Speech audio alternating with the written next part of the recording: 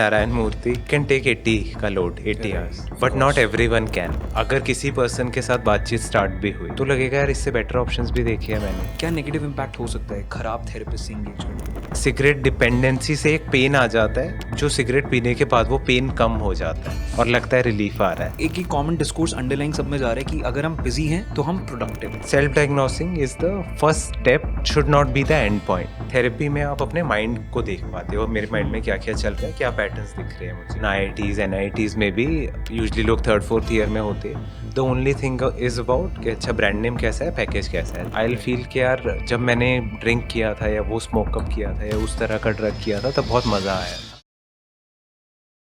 The world is shifting from a unipolar to a multipolar global order. Trump is back and power is realigning. AI is rising, reshaping jobs and rewriting futures. The planet is warming up while the birth rates fall. To see these in isolation is to miss the bigger picture. A world which is unsteady, unpredictable and transforming before our eyes. Let's make sense of the happening from India's lens, one conversation at a time. Welcome to the Nagrik Podcast with Hari. Lake Bajaj is a clinical psychologist and the founder of Coach for Mind, a leading mental health firm. An IIT Delhi graduate, Lake transitioned from engineering to psychology and has since helped thousands navigate trauma, anxiety, and mental well-being. With over a decade of experience, he's also a content creator, speaker, and advocate for mental health awareness. So in today's day and age, जैसे हमने बात की, I think the interface with through social tools, etc. and बार-बार I think my mind goes to the communication theorist, which is Marshall McLuhan, who said कि medium is the new message, right? कि जो medium होता है, नया medium आता है, that itself carries a underlying tone of what is about to happen. So पिछले 10 से 15 सालों में through different dating platforms, websites, etc. we've seen कि the way people enter into or engage with new people is changing a lot. Or we can also say कि with the number of people that they are engaging with has increased substantially. Term 5 to 10 years जब लोग ये activity करते हैं, what kind of mental health effects does it have? Actually इसको again एक broader larger shift perspective से देखा जाए, so there are the how the direction is moving. पहले it was mostly around arrange marriages, right. फिर love marriages का stigma आया, taboo आया, then love marriages started to become the norm. फिर love marriages से फिर ये डिजिटल उसमें आया कि एप्स आ रही है, एप्स पे people are meeting, dating, seeing how their chemistry is, and then taking it forward from there. Right. Now it is moving towards casual versus stable. अब this is the new trend जो बहुत strongly again with the help of digital tools और strong हो रहा है. तो it's a directional shift. And again, I'm not saying कि इसमें this is a negative shift. It can be negative or positive depending on the context of the person. अब इसमें plus digital effect होने की वजह से options are so many that it can, and again this I can give some examples also that people become clueless के इतने सारे options है, what do I go for. And then अगर किसी पर्सन के साथ बातचीत स्टार्ट भी हुई तो लगेगा यार इससे बेटर ऑप्शंस भी देखे हैं मैंने, मे बी इससे बेटर कोई मिल सकता है. Then overall it becomes very confusing and not so good for the nervous system, because then you again get into that cycle that chase is much more enjoyable rather than once you find the person. Right. And uske on the top of it, relationships and marriages are already very complex. There are different phases. Right. फिर honeymoon phase होता है, then comes the conflict वाला stage जो चल सकता है 1 साल 2 साल 3 साल. कॉन्फ्लिक्ट से you understand each other and then slowly you move towards a good stable understanding of each other, then actual love starts. But अगर if it is mostly about के love ही होगा और मज़ा ही आएगा, then पहली बात तो आप एक person पे रुकना ही मुश्किल हो जाएगा, because you will have many other options. Right. कि शायद मैं थोड़ा और ट्राई करता हूँ, कोई और बेटर मिल जाएगा. अगर आप रिलेशनशिप में आ भी गए, कमिट कर भी दिया, तो हनीमून फेज खत्म होते ही कॉन्फ्लिक्ट्स आएंगे. फिर याद आएगा यार और ऑप्शन भी तो थे, यहाँ तो प्रॉब्लम्स आ रही है. तो that patience will go away. That patience जिसमें आप एक दूसरे से अंडरस्टैंडिंग डेवलप करते हो, कॉन्फ्लिक्ट्स के थ्रू गुजरते हो, and you fundamentally learn how to fight, which is a very important skill set, how to resolve conflicts. वो सीखने के लिए पेशेंस चाहिए एंड कमिटमेंट चाहिए that this is the person. And again I am not saying कि casual is bad etcetera, personal choice हो सकती है, बट जो fundamental human need of stable connection, stable relationship है, उसके लिए थोड़ा सा काउंटर प्रोडक्टिव हो सकता है, because you will run after dopamine के चेस करना है, and it becomes more more like जैसे करियर में भी हो रहा है, दैट इट बिकम्स अबाउट कि गोल ओरिएंटेड, वेरी ट्रांजैक्शनल, कि मुझे ये मिलेगा. कि जैसे ही आप एक कॉन्फ्लिक्ट फेज स्टार्ट करते हैं, क्योंकि आपके पास ऑप्शंस ही इतने ज़्यादा हैं, देन आपके पास इंसेंटिव ही नहीं होता कोई के कॉन्फ्लिक्ट फेज क्यों देखना भी पड़े, राइट? अगर आप कॉन्स्टेंटली जंप कर करके, राइट, सेम चीज़ प्रोफेशनली भी हो रही है, राइट? अगर आपको फील हो रहा है कि 1-1.5 साल में कॉन्स्टेंटली जंप कर करके आपका पैकेज इंक्रीज हो पा रहा है, या आपको विद इन द इंडस्ट्री आपकी डिमांड है, तो आप कभी भी उस चीज़ को नेगेटिवली देखेंगे ही नहीं. इसका एक और एग्जांपल है, लेट्स से अगर मेरे पास एक कार है और अब उस कार में कुछ प्रॉब्लम आनी स्टार्ट हो गई, बट अगर मेरे पास बहुत सारा पैसा है और बहुत सारे ऑप्शंस है, मैं कहूँगा इसको रिपेयर क्या कराना, इसको छोड़ो, इसको कबाड़ में बेचो या सेकेंड हैंड बेचो, let's buy a new one. अब रिलेशनशिप में भी सेम पर्सपेक्टिव आ जाएगा, मेरे पास तो ऑप्शंस इतने हैं, why do I repair the relationship, maybe going for a next one, and वो फिर माइंड होप और फैंटेसी भी क्रिएट कर देता है कि नेक्स्ट वन अच्छा होगा, जबकि no relationship becomes better without this conflict वाला फेज. वो जो कॉन्फ्लिक्ट वाला फेज है वो जॉब के केस में वैलिड है. क्यों? क्योंकि आप एम्प्लॉयर चेंज कर सकते हो, राइट? वो रोमांटिक के केस में भी वैलिड है. लेट्स एक बार सी के उसका इम्पैक्ट पेरेंट्स के साथ रिलेशनशिप में कैसे आता है, right? When the child, now we not talking about young parent child वाला रिलेशनशिप, नाउ वी टॉकिंग कि एक अडल्ट है and their relationship with their parents, right? So I think COVID के आसपास I think a lot of people got into that basically loop where वो अपने parents के पास रहे, right? People moved back to their native homes और उन्हें अपने parents के साथ in a confined space time spend किया उन लोगों ने, right? And I think for the very first time after so many years maybe काफ़ी सारे लोगों ने notice किया कि एक generational shift के में रह के when they फ्रीडम के आदि जब वो हो चुके हैं, उसके बाद going back and staying with a older generation, how does it feel, what sort of impact does it have जब वो थिंकिंग आप बाकी डोमेन्स में लगा रहे हैं और यहाँ पे नहीं लगा सकते, so what does it lead to then? I think adult होने के बाद पेरेंट चाइल्ड रिलेशनशिप तो फिर और कॉम्प्लिकेटेड हो जाता है, because again these examples are कि जहाँ पे मुझे रिवॉर्ड मिलेगा, मज़ा आएगा, बी इट मनी रिलेटेड और पार्टनर रिलेटेड. पेरेंट्स के साथ हो सकता है कुछ ऐसा हैपनिंग एक्साइटिंग नहीं होगा कि आपको मज़ा आएगा. It's a relationship of very low excitement. It's just about connection and being there, taking care of each other. कोई एक्साइटमेंट या मज़ा नहीं है parent child relation. Duty bounded relation है एक तरह से. एंड बहुत easily if you are only about के मज़ा आना चाहिए, तो वो पेरेंट चाइल्ड रिलेशनशिप में एडल्टहुड में तो मिलेगा ही नहीं. It will feel like a burden, a responsibility. And यहाँ पर सेकेंड पार्ट ये भी है that it's a by directional relationship. ऐसा नहीं है कि the duty is only on the young child जो एडल्ट अभी नया नया बना है.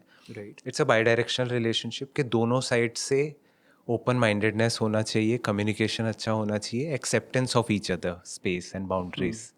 बाउंड्रीज बहुत, I think it's a very key word here, कि वो बाउंड्रीज पेरेंट्स को भी समझनी है, because again I can give you an number of example जहाँ पे लैक ऑफ बाउंड्रीज की वजह से older generation can harm the younger generation also.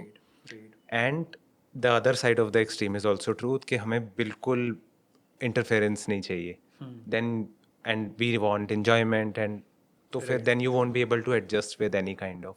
सो दोनों साइड से that understanding is needed, which broadly speaking is lacking very badly. Like both the sides are very rigid about their perspectives. So you're saying कि जो younger adult है उनका है कि मैं सिर्फ ऑप्टिमाइज कर रहा हूँ अपने एक्सपीरियंस पे और let's say the fun part of it, and क्योंकि ये फंडामेंटली ये जो रिलेशनशिप है with the parent during the adult phase, it lacks excitement through and through, तो वो कर पाना बहुत डिफिकल्ट हो जा रहा है. Whereas from the older generation's point of view, एक तो they've gone through n number of years, right? सो वो एक माइंडसेट रिजिडिटी किसी के भी केस में आई जाएगी. It's very difficult to change your habits, practices and so on. कि पेरेंट्स को लग रहा है कि बाउंड्री का कॉन्सेप्ट क्या है, right? I should be guiding on everything. हर छोटी से छोटी चीज़ पे मैं हमारे हिसाब से कुछ होना चाहिए. Whereas for the young adult it would seem कि this is too much interference. And उस इंटरफेरेंस को लेके वो मे बी इस तरीके उनका रिएक्शन क्या होगा कि let's end this thing without even thinking about कि एक एस्पेक्ट है of let's say dutifully you know caring for the parent. Acceptance that के एक्साइटिंग तो नहीं होगा ये रिलेशनशिप, मज़ा नहीं आएगा. And second, acceptance from the parent side also that this is a now an individual जिसका पार्टनर भी है और वो हमारे हिसाब से नहीं चलेंगे. It is a in some veg just care giving relationship. उसमें मज़ा आएगा या मेरे हिसाब से करो, वो सब आप फोर्स करोगे तो फिर पर्सन और दूर ही जाएगा आपसे. तो acceptance of that's will be the base of the relationship. उसमें बहुत ज़्यादा आप चेंजेस नहीं ला सकते. अगर आपको अपने टाइप का फन चाहिए, let's say older generation wants to do certain kind of things, they have to understand हमें फिर अपना ही ग्रुप ढूंढना पड़ेगा who of maybe same mindset और same age group to engage with. This is just a care giving relationship. Care receive किया, care दिया, थोड़ा बहुत हेल्प कर दिया एक दूसरे को, बट फंडामेंटली आप बहुत ज़्यादा एंगेज नहीं कर पाओगे क्योंकि प्रायोरिटीज़ अलग है, एज ग्रुप अलग है. If you have to learn to coexist तो बाउंड्रीज होंगी and those are healthy boundaries. And that statement जो बचपन में पार्क में जाते थे तो वो योगा वाले पे लिखा होता था, जियो और जीने दो. तो it's more like so like I think एक जो इशू आई थिंक हम कॉमन आजकल डिस्कोर्स में देख रहे हैं पिछले 2 या 3 महीने से, सम इंडस्ट्रियल लीडर्स या फिर successful CEOs in the past like Narayan Murthy या LNT के CEO, वो कॉमेंट्री करते हैं on the number of hours, right, which normal good productive employ should work, right? वो numbers have gone from as low as 60 hours to let's say 80 hours per week, right? जहाँ पे you know they say that India का growing phase है, या फिर to be you know let's say to remain a comparative economy, right? आपको as employee सबको इतना इतना काम करना चाहिए. From a mental health point of view, when these statements come from the top leadership, उसका क्या इम्पैक्ट होता है? So इसमें I'll take an example because most of my clients are NRIs. तो मुझे वो बहुत कंट्रास्टिंग डिफरेंस दिखता है उनके वर्क कल्चर में और अगर कोई क्लाइंट इंडिया में काम कर रहा है. राइट. तो एक तो मैं प्लेन आउटराइट स्टेटमेंट ये दूंगा that right now Indian work culture is toxic. And with example, so one of my clients is in Germany. वहाँ पे एक तो boundaries are very solid, very well respected कि अगर work are 9 to 5 PM, so it is 9 to 5 PM. उसके बाद कोई call या मैसेज नहीं आएगा. If someone is on a vacation, if it's a holiday, no one would disturb. It's a clear boundary. Right. And this also I have seen that मेरे NRIs client का major topic नहीं होता कि work में ये stress आ रहा है, manager ऐसे कर रहा है. जबकि इंडियन क्लाइंट्स में that perspective comes very often के ऑफिस में ये पॉलिटिक्स चल रही है, बॉस इस तरह से मुझे मैनिपुलेट कर रहा है, प्रेशर आ रहा है. That is a very clear difference that I am seeing. And वहाँ पे अगेन ये perspective of number of hours. अब वो नंबर ऑफ आवर्स में कोई पर्सन कर क्या रहा है 80 आवर्स तक, that is very important. Right. सिर्फ बैठा है, टाइम पास कर रहा है या कुछ प्रोडक्टिव काम कर रहा है, that is one. And third, उसका मेंटल हेल्थ पे क्या इम्पैक्ट होगा. सो अगेन यहाँ पे possibly leadership is not questioning कि एक ह्यूमन सिस्टम फंक्शन कैसे करता है. दे आर जस्ट पुटिंग के लेट्स से मैं तो 80 आवर्स काम करता हूँ तो सब 80 आवर्स काम करेंगे, विदाउट सीइंग के there are individual differences also. Right. To bring the slightly technical perspective to it, जैसे मेटाफोरिकली आई विल गो, हम जिम में जाते हैं. अगर मैं आज 10 kg का डंबल उठा पाता हूँ, मुझे कोई कहेगा 12.5 उठा ले, तो मैं कहूँगा चल थोड़ा एफर्ट मार के उठा लिया. अब किसी ने लाके मुझे 25 kg का डंबल दे दिया और बोला उठाना ही पड़ेगा और कोई ऑप्शन नहीं. अब मैंने उठाया और मेरी इंजरी हो गई, मसल ब्रेक हो गई. राइट. उसके बाद फिर मैं 2-3 महीने कुछ वेट ट्रेनिंग कर ही नहीं पाऊंगा. तो नर्वस सिस्टम भी ऐसे डिजाइंड होता है, human nervous system which is brain and all the spinal cord, nerves, that there is a limit each individual has कि वो कितना लोड ले सकता है. अब अगेन 1 to 10 के स्केल पे अगर मैं बोलूँ, लेट्स से मेरा थ्रेशोल्ड है 5 का, 5 level of distress I can take. 5 is my threshold, उस पर थोड़ा बहुत 5 का 6 कर लो, I can still manage. Right. आपने मेरे पे 8 लेवल का लोड डाल दिया तो my system will become dysfunctional. Right. अब उसमें 3 रिस्पॉन्सेज होते हैं एंड इस तीनों के एग्जांपल्स हमें कॉर्पोरेट वर्ल्ड में दिख जाएंगे. जब भी मेरा नर्वस सिस्टम ओवरलोडेड है तो या तो फाइट रिस्पॉन्स होगा, गुस्सा आएगा, या अवॉइडेंस का रिस्पॉन्स होगा, फ्लाइट, कि Right. काम करने का मन नहीं कर रहा, या फ्रीज रिस्पॉन्स होगा कि डिप्रेसिव स्टेट में चला जाएगा इंसान, कि मेरा बेड से उठने का मन नहीं कर रहा, किसी से मिलने का मन नहीं कर रहा. तो जैसे ही सिस्टम बहुत ओवरवेलम होगा तो जैसे एंगर वाले भी आजकल काफ़ी कॉर्पोरेट के वीडियोस वायरल Right, होते हैं कि right. कैसे बिल्कुल कोई मैनेजर बिल्कुल अग्रेसिव है या कोई Right. एम्प्लॉय बहुत अग्रेशन में किसी ने कोई एक्शन ले दिया. हाँ. सो नर्वस सिस्टम पे कितना लोड पड़ रहा है, दैट इज़ वेरी इंपॉर्टेंट. और अगर वो लोड हम ओवरलोड डालेंगे तो फिर वो सिस्टम डिसफंक्शनल हो जाएगा. इसलिए अब ये हो सकता है, just as an example, let's say Narayan Murthy sir के दे कैन टेक 80 का load, 80 hours, but not everyone can. Right. और वहाँ पर अगर पुश किया कि नहीं सबको ही ये इतना ही लोड लेना पड़ेगा तो फिर it can lead to a disaster, क्योंकि वो सस्टेनेबल होगा ही नहीं. Right. 1 महीना आप करा लोगे, 2 महीने करा लोगे, उसके बाद फिर then you will have to use strategy कि हाँ जो जो फेल करता जाए उस नर्वस सिस्टम में उनको हटाओ, नहीं लाओ, right. फिर उनको ओवरलोड करो. तो फिर वो कल्चर खराब कर देगा आपकी कंपनी का. और लॉन्ग टर्म में business is by the humans for the humans, Right. It is not just about numbers. तो वो आई थिंक पर्सपेक्टिव लीडरशिप को लाना पड़ेगा. And it is not to say कि लोग काम नहीं करेंगे, it is about creating good culture in the company. और ऐसा भी नहीं है कि वर्ल्ड में नहीं हो रहा, ऐसा तो है नहीं कि जो मैं बोल रहा हूँ कि जर्मनी, यूएस के क्लाइंट्स, यूके के क्लाइंट्स, वो भी तो प्रोडक्टिव काम कर ही रहे हैं. वो भी 9 to 5 है तो 9 to 5 है. They are also, those companies are also doing well. Right. तो आई थिंक जो आपने फ्रेमवर्क प्रेजेंट किया, राइट, कि लेट्स से अगर नर्वस सिस्टम पे, राइट, या मेंटली जो प्रेशर डेवलप होता है उससे 3 टाइप के रिस्पॉन्सेज आ सकते हैं, which can be related to either fight where you start to develop anger या related issues, then it's flight where you start Avoidance. avoiding all of those things altogether, and then third was freeze, which was also very interesting ki you just emotionally cut off yourself. That is more depressive response. That is a more depressive कि आप muted state में चले गए बिल्कुल. Number of hours is just a very unidimensional way of looking at productivity. Maybe अगर कोई labor है, right, who's working in a construction setting, maybe their number of hours is a good indicator of the quality of work या quantum of work जो हो पाएगा, right? Whereas most of the knowledge work जो I think Indian economy is becoming a major share, right? या especially जो ये जो leaders जिन industries से आते हैं, they are part of the knowledge economy, right, broadly. वहाँ पे तो it's very safe to say that the number of hours is probably just 20 to 30% of the overall output, right? आप कितना innovative, creatively सोच पा रहे हैं, right? या फिर आपके पास वो problem solving capabilities या time space भी है उन चीज़ों को think through करने का. जब हम employees का देखें, I think one thing that I constantly find, even in my colleagues, in my friends, is कि everybody has started to think कि अगर हम 60 घंटे काम कर रहे हैं तो हम productive हैं, right? सो हर कोई एक ही कॉमन डिस्कोर्स अंडरलाइन सब में जा रहा है कि अगर हम बिजी हैं तो हम प्रोडक्टिव हैं. चाहे वो बिजीनेस मल्टीपल चीज़ों से आ रहा हो, चाहे आप फ़ोन स्क्रॉल कर रहे हैं, आप अननेसेसरी मीटिंग्स कर रहे हैं, राइट, आपकी मीटिंग की एफिशिएंसी चाहे अच्छी ना हो, आपको रिक्वायर्ड हैं 2 या 3 लोग अटेंड करने के लिए, बट आपने पूरे लेट्स से डिपार्टमेंट को इन्वॉल्व करके रखा हुआ है. So what's your thought on that कि अगर एक big chunk of the, and I think वो ही उसका आउटकम है, अगर लीडरशिप से नंबर ऑफ आवर्स पे प्रेशर आएगा देन पीपल विल फाइंड अलग अलग तरीके ढूंढेंगे उन घंटों को जस्टिफाई करने का.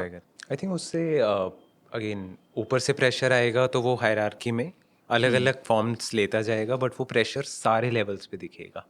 और ये अगेन मैं क्लाइंट पर्सपेक्टिव से भी बोल सकता हूँ कि अब एक जूनियर एम्प्लॉय को लगता है माई मैनेजर इज टॉक्सिक, उस मैनेजर को लगता है their boss is toxic, and वो again start from the top कि लीडरशिप कल्चर कैसा सेट कर रही है कंपनी में. And then the entire structure becomes very low trust environment, जहाँ पे कोई किसी को ट्रस्ट नहीं कर रहा. और ट्रस्ट अगेन फंडामेंटल ट्रस्ट नहीं होगा तो then people will find these ways around it कि आप ऊपर से रूल डालोगे but the person doesn't feel anything towards you, they feel you as a threat, that you are out there to harm them in some way, emotional, financial. So they will figure out ways to either defend or attack back. और वहाँ से overall productivity आपकी by default कम हो ही जाएगी when there is not much trust और connection. Everyone is just there to protect themselves.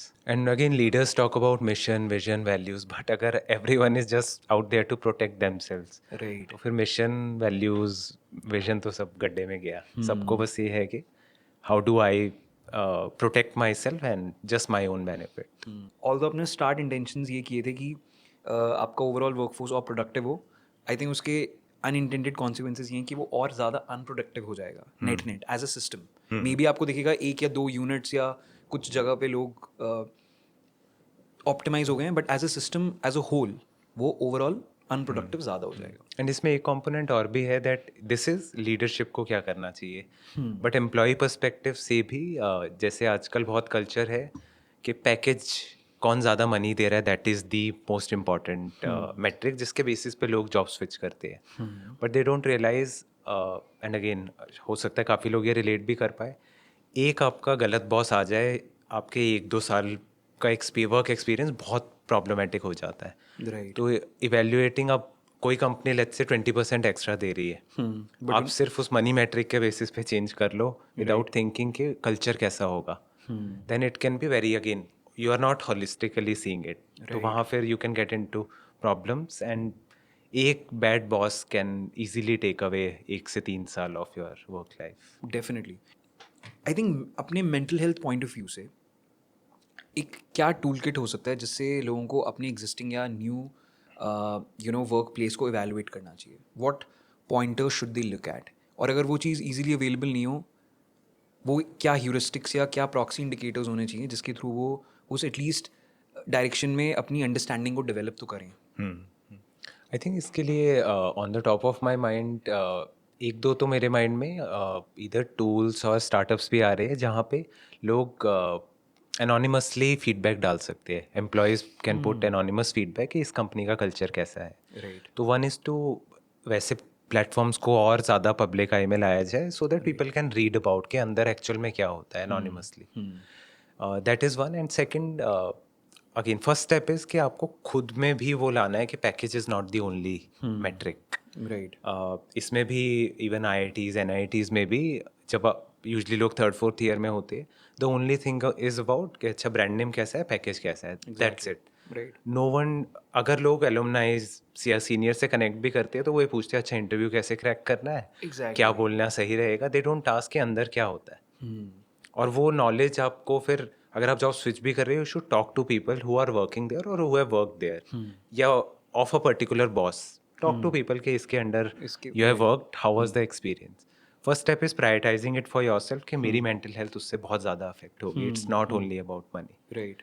And then making this call. Anonymous platform पे you can read the feedback, talk to more people. क्योंकि इस cycle को अगर I think हमें ढंग से kick start करना होगा, तो जैसे आपने कहा कि once even leaders start to understand, और लेट्स से नॉट एक पर्सन स्पेसिफिक बट एक कंपनी स्पेसिफिक, अगर ये एक साइकिल स्टार्ट हो कि let's say enough number of people are starting to question और गेट अ सेंस कि इस कंपनी का कल्चर लेट्स से बहुत ख़राब है, right, and it just develops a momentum of its own, then that company will basically, आपने इतने disincentives उनके लिए कर लिए कि उनको कोई अच्छा टैलेंट ज्वाइन ही नहीं करेगा, राइट.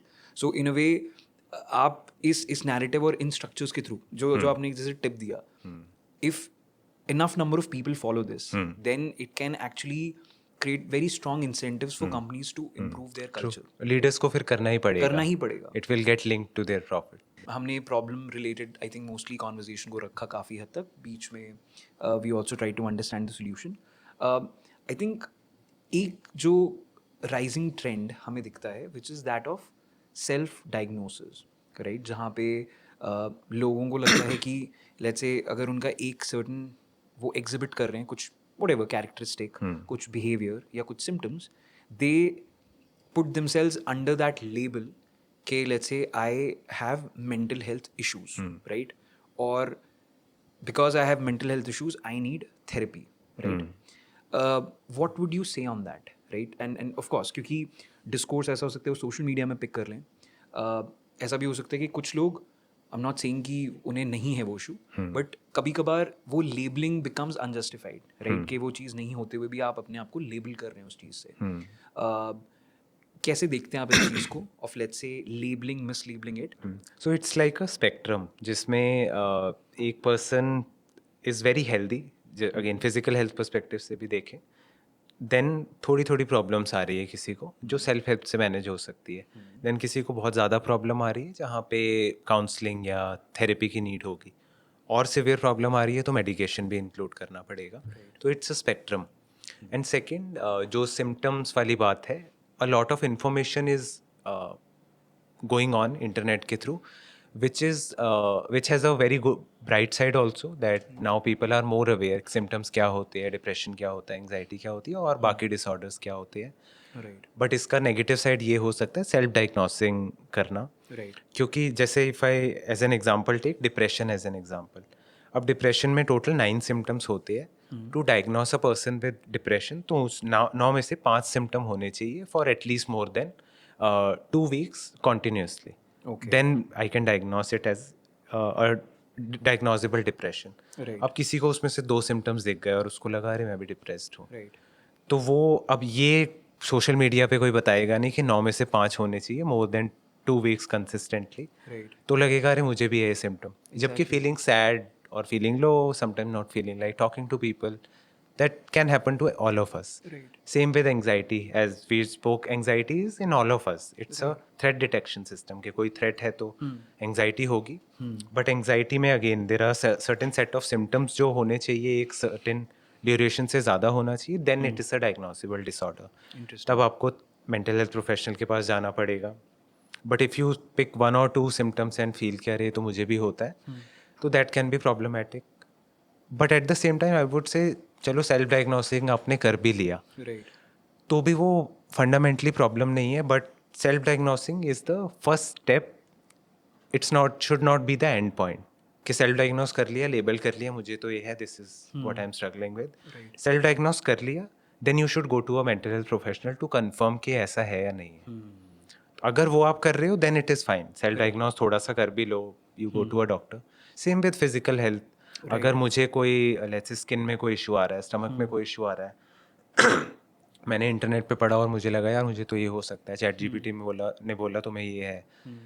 तो अगर आप उसके बाद एक प्रोफेशनल के पास जा रहे हो, no harm in that. But if you are saying full stop मुझे तो ये है, then it can be harmful. Let's say when they're going through a particular problem, right, and they don't see any way out of it, कभी कभार हो सकता है कि वो इन लेबल्स को यूज करके उस प्रॉब्लम को का एंड पॉइंट ही ये बना दे कि I have this and therefore I don't have to work on anything else. ये बस एक प्रॉब्लम है, और अगर मैं इसको लेबल कर लूंगा तो then maybe I am shielding myself from taking action itself.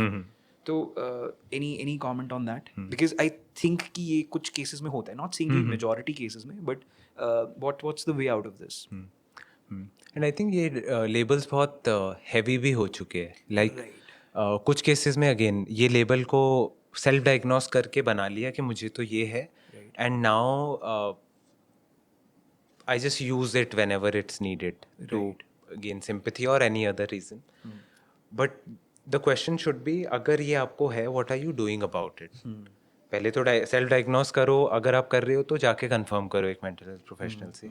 In case वो डायग्नोसिस सही भी निकलता है, तो डायग्नोसिस का पर्पस क्या है? डायग्नोसिस का पर्पस है कि एक स्ट्रक्चर्ड वे में हम एक प्रॉब्लम को देख पाए, and then we can take some corrective action. Right. And that is the purpose of diagnosing. Even अगर कोई मेंटल हेल्थ प्रोफेशनल डायग्नोस भी करता है तो लोग बहुत घबरा जाते हैं, अरे मुझे डिप्रेशन है, डिप्रेशन हो गया, अरे डिप्रेशन तो बहुत बड़ी चीज़ होती है. एक्चुअल में बड़ी चीज़ नहीं है, just a cluster of symptoms, जिसको आप सिम्टम्स की तरह देखो, that this cluster of symptoms मुझे है, this is being called as depression. Let me read more about it, let me understand ये क्यों होता है, इसकी क्या क्या पॉसिबल ऑप्शंस हो सकती है. ट्रीटमेंट में मेंटल हेल्थ प्रोफेशनल से ले रहा हूँ, if they are suggesting me some self help ways, वो भी मैं यूज़ करूँ, so that I can reduce this symptoms and come out of this state. जहाँ पे आप बस वो लेबल या तो आपने खुद से सेल्फ डायग्नोस करके then you are using it. For example कोई बोल रहा है मुझे तो बहुत एंग्जाइटी है, इसलिए मैं ये काम नहीं करूँगा, मैं वहाँ नहीं जाऊँगा. Temporarily it's fine if you are too anxious, but then you should question what am I doing about that diagnosis.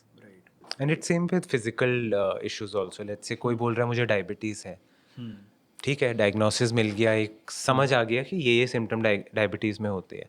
What are you doing about it? Right क्या आप बस मेडिसिन पॉप करे जा रहे हो? Are you making lifestyle changes to right treat it, come out of that state? another rising trend, right, which we जो हमने I think starting के discussion में pick भी किया था, is that of substance. I won't even say use, but let's say abuse in a way, right? The number of elements which are being abused across a demographic वो increase होते ही जा रहे हैं, right? And thing is कि जो culture में popular culture में दिखाया भी जाता है, you know, through different web series, through movies, etc. People again अच्छी चीज़ें नहीं पिक करते बट ये इस टाइप की एलिमेंट्स को और ज़्यादा जल्दी एब्जॉर्ब करते हैं. क्या लगता है आपको उससे problem, and do you see this as a huge problem in country globally etcetera? What's your take on this? I think it is definitely a huge problem, and it is growing very rapidly. Okay. Even I keep meeting college students also. कोई workshop या कुछ ना कुछ होता रहता है colleges में. And मतलब हमारे टाइम पे भी कॉलेज में ही बहुत होता था, स्पेशली फाइनल ईयर राइट्स में. अब तो मे बी उसका 10 टाइम्स बढ़ चुका है, what I am getting to hear from students.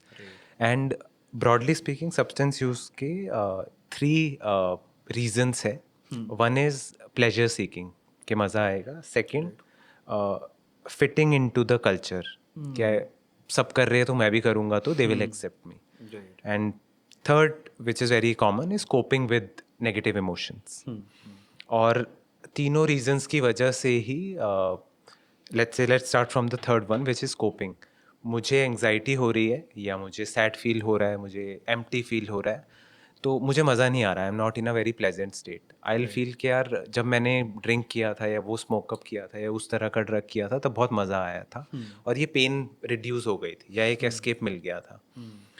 तो आई विल फील कि यार वही कर लेता हूँ, उससे मुझे आराम मिलता है इस पेन से. अदरवाइज ये एंग्जाइटी, सैडनेस, एम्प्टीनेस या any other negative emotion comes up. Right अब मैंने वो यूज़ कर लिया, बट मुझे as we spoke earlier, emotions are there to give a message that something is not right around you or within you. Something needs to change. तो आपने वो space ही नहीं दिया उस इमोशन को to express itself so that you can understand, get that message and make the right choice in your life. आपने बस कोई सब्सटेंस लेके उसको दबा दिया, वो फिर आएगा, आप फिर दबा दोगे, वो फिर आएगा, और वो बार बार आता रहेगा. और एक दिन फिर उस इमोशन को लगेगा ये सुन तो रहा नहीं है मेरी, तो वो इतना स्ट्रांगली आएगा that it will take over you. तब वो सैडनेस डिप्रेशन में बदल जाएगी या वो एंग्जाइटी डिसऑर्डर में बदल जाएगा. So interesting. तो आप ये कह रहे हैं कि कभी कभार एक लेट्स से एक प्रॉब्लम का स्टेज 1 पे अगर आप सब्सटेंस को just to counter that feeling या इमोशन यूज करते हैं तो इवन वो प्रॉब्लम भी ब्लो अप हो सकती है Definitely. with time. And second part जो है which is social acceptance. Mostly it's in a mostly lot of starts cases with- starts there. starts कि there, यार right. कॉलेज में आए, हॉस्टल में आए, सब कर रहे हैं, I am not the cool person, बाकी सब तो कूल हैं, so people get into that. But problem with most of these substances that they are addictive. They are not के आज किया और फिर 1 महीने बाद किया तो सेम इफेक्ट आएगा. आप जितनी बार उसे करते जाओगे you would need more quantity to get the same effect. Same alcohol, all, this is common across all drugs that आपको जो आज एक्स अमाउंट यूनिट इनटेक करने से इफेक्ट आया उसके लिए फिर ओवर टाइम और ज़्यादा अमाउंट चाहिए होगा, which can lead to financial burden, becoming dysfunctional because आप इतना हैवी क्वांटिटी में कोई सब्सटेंस अपने अंदर डाल रहे हो. और ये अवेयरनेस यूजली स्टार्टिंग में किसी को नहीं होती, वो कूल बनने के लिए एंटर कर जाते. Even something as small as cigarettes. In fact this is interesting that cigarettes में अपने आप में कोई खास मज़ा नहीं होता सिगरेट स्मोक करने का. It's more of a social thing. It's more of a social thing. And उसके बाद जो लगता है ना सिगरेट पी के रिलीफ आता है, वो सिगरेट डिपेंडेंसी से एक पेन आ जाता है जो सिगरेट पीने के बाद वो पेन कम हो जाता है और लगता है रिलीफ आ रहा है. बट एक्चुअल में सिगरेट से अपने आप में कुछ प्लेजर नहीं आता. इट बिकम्स के सिगरेट एक खालीपन, एक डिपेंडेंस क्रिएट कर देती है, आपको अच्छा फील नहीं होता, फिर एक सिगरेट चाहिए उस पेन से बाहर आने के लिए, which feels like a relief. And cigarettes मतलब almost many of my clients they are trying really hard कि सिगरेट क्विट हो जाए, but then it becomes very difficult क्योंकि इट्स सो ईजीली अवेलेबल. हर कोई चलो स्मोक ब्रेक लेते हैं, then it becomes very difficult. And again progressively वो बढ़ता ही जाता है. स्टार्टअप एक सिगरेट से करोगे, फिर एक डब्बा, and it will increase with time. Same with alcohol etcetera. Every substance abuse एक चीज़ है कि अगर आप कोपिंग मैकेनिज्म के लिए यूज़ कर रहे हैं, but the more common route of that is कि आप अपने सोशल सर्कल में कूल लगने के लिए और या फिर एक्सेप्टेंस बढ़ाने के लिए करते हैं. And the trigger there is कि with time just to get that same emotion आपको क्वांटिटी ज़्यादा करनी पड़ेगी, and that takes you on that addiction addiction route. तभी यहाँ पॉडकास्ट पे आने से पहले ही हुआ है. I booked a cab and cab driver आया. मैं बैठा कैब में. आफ्टर 100-200 मीटर ही सेड, सर एक जॉइंट बना लो. ओके. कह रहा सर 1.5 घंटे का रास्ता है, मुझे मज़ा नहीं आएगा, बोर हो जाऊँ.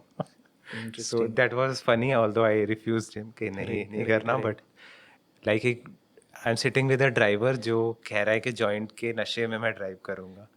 So it can be again life threatening also. Life threatening, yeah. Before we wrap, कि therapy, right, as a solution to all of these problems, right, कि जहाँ पे आप in number of problems face कर रहे हैं.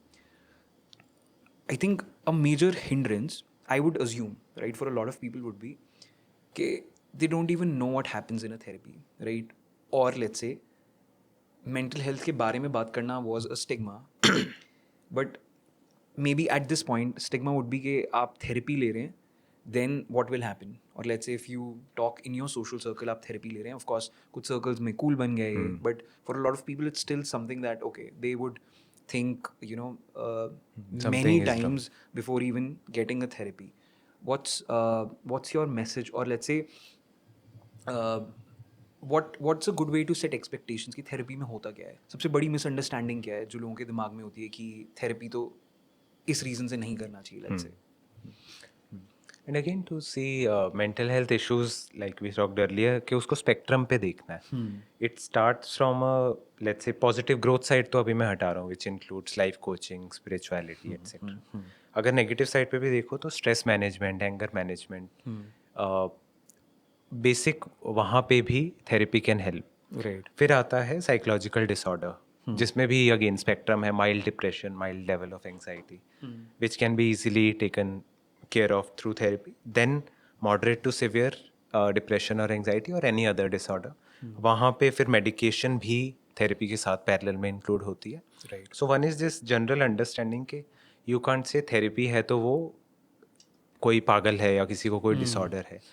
थेरेपी ग्रोथ ओरिएंटेड भी हो सकती है, दैट सेल्फ अवेयरनेस में हेल्प कर रही है. लाइक आई सेड, कोई इमोशन बुरा नहीं है.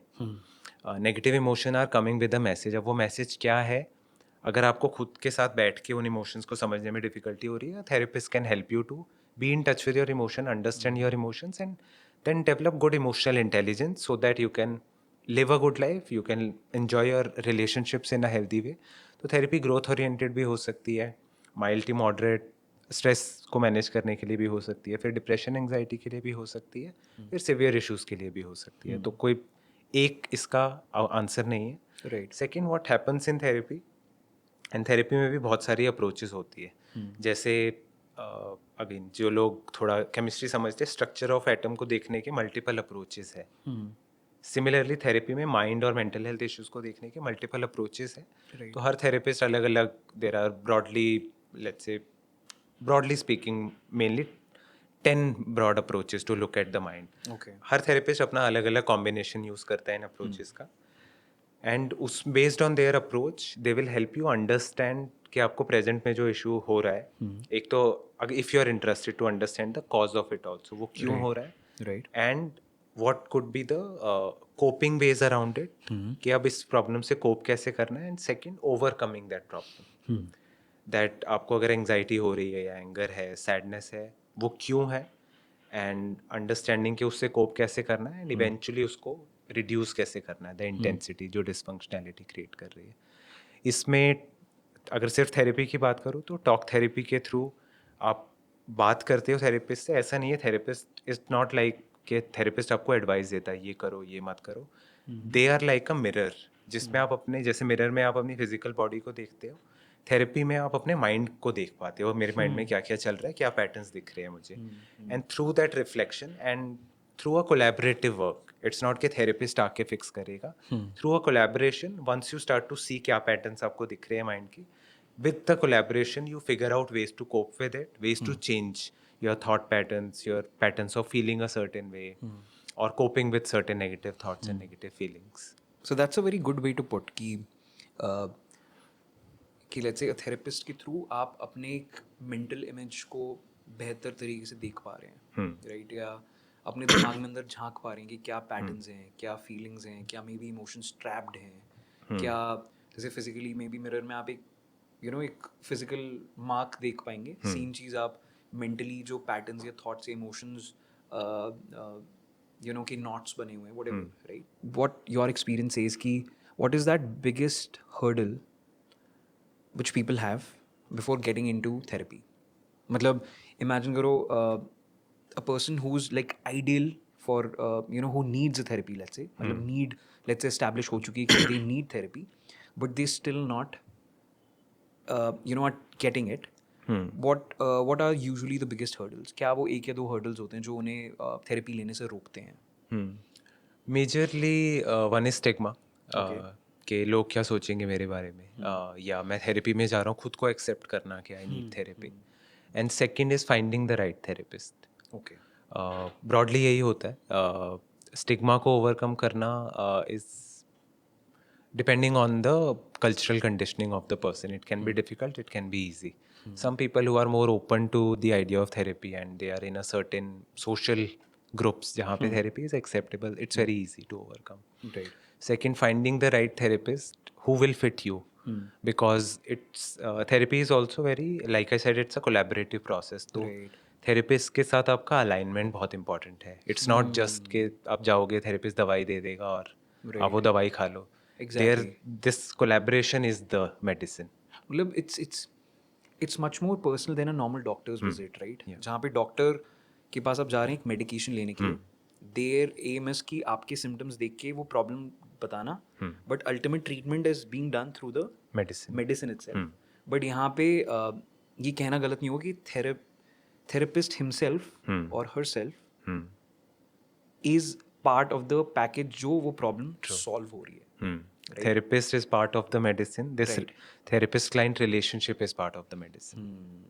Basically, it's a human thing, right? So, and it's fair to say कि कुछ supply अच्छी होगी, कुछ supply खराब होगी. So, what sort of impact, क्या negative impact हो सकता है खराब therapist से engage करने का? I think two things. One, broadly speaking, खराब थेरेपिस्ट दो तरह से हो सकता है. या तो ट्रेनिंग अच्छी ना हुई हो, या फिर that therapist is not the right fit for you. तो इसलिए एक तो qualification and experience is very important. Second, अगर if you can find a therapist through word of mouth, तो वहाँ से आप वो क्वालिटी ऑफ ट्रेनिंग वाला चैलेंज ओवरकम कर सकते हो, क्योंकि someone else had a good experience, तो chances are high. Second, as a client you should do some background check in terms of seeing क्या उन्होंने कहीं आर्टिकल्स लिखे हैं, कहीं वीडियोस बनाए हैं, सो that you get a experience of how they speak, what they talk about. Do you relate to them at a level? If you relate to them, chances are higher that you would be able to relate to them in the session also. Right. Third, I would say before entering therapy, if possible, most therapists do provide a brief introductory call, like 10-15 minutes का. Have that call.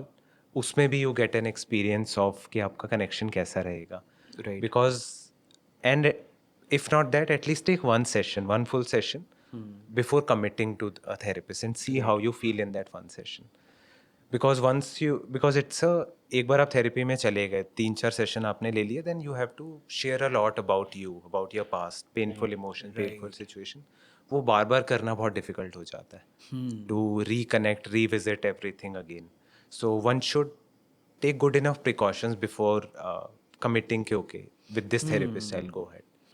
तो थोड़ा background check and Interesting. So it's very much, like a relationship, right, over here. That यहाँ पे आप एक किसी person से engage कर रहे हैं, in this case the therapist, जहाँ पे आपको एक significant time उनके साथ in person और वो भी काफ़ी vulnerable state में गुजारना है. तो आपको वो सारी चीज़ें gauge करनी होंगी. But then, do you think people, let's say if someone is in need of therapy, what challenge can a person have in evaluating a therapist? अगर वो खुद एक therapy के need में है, do you think it's a कुछ एक cycle है negative ये उसमें? I think because it will be a subjective experience. इसमें A+B is equal to C, बिल्कुल straightforward logic तो नहीं होगा. बिल्कुल. अगर आपको बात करके या उनके आर्टिकल्स या वीडियोस को देख के लग रहा है यार I relate to what this person is saying, experientially you can make a call.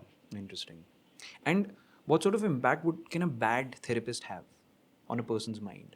I think mild भी हो सकते हैं, कभी कभी सीवियर इम्पैक्ट भी हो सकता है. And this is not to threaten कि बहुत right. कुछ गड़बड़ हो जाएगा.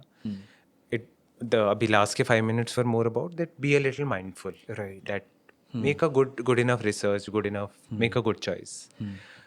माइल्ड इम्पैक्ट तो यही हो सकता है दैट कि आपको वो रिविजिट करना पड़ेगा and building that connection again and again becomes difficult.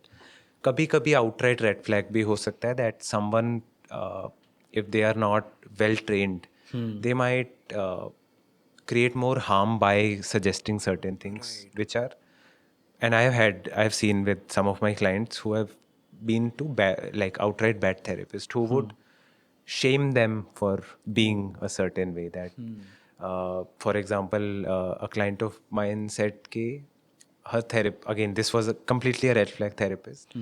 She said ke therapist said ke why are you so ungrateful to your parents, उन्होंने तुम्हारे लिए इतना किया और तुम यहाँ आके ऐसे नेगेटिव सोच रहे हो. क्योंकि फिर अपने फीलिंग्स तो डिसमिस ही कर दी जो उस पर्सन को फील हो रहा है. या फिर सोशल शेमिंग करना. या फिर एक क्लाइंट को बोला था कि so this client was doing her BTech, she said कि मुझे मज़ा नहीं आ रहा बीटेक में. एंड द थेरेपिस्ट सेड कि ये तो क्लास 11th से पहले सोचना चाहिए था कि साइंस क्यों ली, अब क्यों सोच रहे हो. तो दिस ऐसा अगर आपको कुछ बहुत ही रेड फ्लैग मिल रहा है जहाँ पे आपकी फीलिंग्स को डिसमिस किया जा रहा है, वहाँ तो you should immediately just put a stop to it. Right. Otherwise अगर प्रोग्रेस नहीं दिख रहा, still it's not a red flag, you should put it across कि मुझे प्रोग्रेस नहीं दिख रहा, let's change something. Right. We know कि spectrum है issues का. But let's say for mild cases, right? क्या duration हो सकता है therapy engagement का? आई थिंक माइल्ड केसेस में तो 6 to 10 सेशंस आर इनफ, और यूजली ये सेशंस वंस अ वीक होते हैं. Interesting.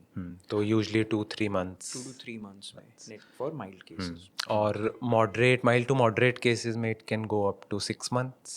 और थोड़े जहाँ पे मे बी ट्रॉमा हिस्ट्री बहुत स्ट्रांग है या सिवियर केस है, वहाँ पे it can go for 1 to 3 years also. Interesting. Thanks a lot, Lake, I think, for giving such a measured and detailed understanding into so many of the questions that we asked. I think हम close करना चाहेंगे एक rapid fire से, which we call as no asterisk, and right. So we would hope ki no overthinking. We just go ahead straight with the answers. Okay, so the first one: any movie or cultural thing that you think is the best representation of how one should go about resolving their mental health issues. I think the immediate answer is Dear Zindagi. Okay. So which is not exact replication of therapy, but like a starting point of understanding what happens in therapy. Interesting. How do you personally deal with stress when it hits unexpectedly? जब कोई भी ज़्यादा stress हो जाता है तो कैसे deal करते हैं आप personally? So there are a lot of techniques which I use. One is journaling, then mindfulness practice, going for a walk, spending time in nature, speaking to my loved ones. So combination of these. Interesting. One piece of advice you wish you received at 18 pertaining to mental health.